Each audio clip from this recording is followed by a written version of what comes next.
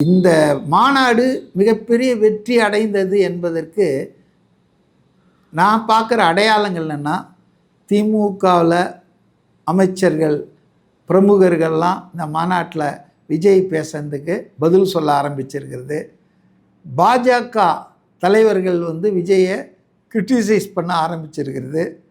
நேற்று மாலையே காஞ்சிபுரத்தில் நடந்த அந்த மக்கள் சந்திப்பில் ஏடிஎம்கேவுடைய பொதுச்செயலர் பழனிசாமி விஜய் இது வரைக்கும் பேசாமல் இருந்தார். அவர் விஜயை பற்றி விஜய் கட்சியை பற்றியோ எந்த வருஷமான அவருக்கு எதனா என்றாவது ஒரு நாள் அவர் விடுவார். அவர் சொன்ன பிரம்மாண்டமான கட்சி நம்ம கூட்டணிக்கு வருவார், அதுதான். அதை நேற்று க்ளீனாக அறுத்து விட்டார். நீங்கள் யோசிச்சு பாருங்கள், தமிழ்நாட்டின் சபாநாயகராக இருக்கிறவர் ஒரு அதாவது ஒரு பேருனா அந்தஸ்து உள்ள ஒரு பதவி. சபாநாயகர் என்பது ஸ்பீக்கர் ஒரு மேஜிஸ்ட்ரேட்டுக்கு ஒரு ஜட்ஜுக்கு உள்ள பதவி. அதை வகிக்கிற அப்பாவு என்ன பேசினார்னா, சில மாதங்களுக்கு முன்பு இவர் விஜயுடைய அம்மா கிறிஸ்டியனா,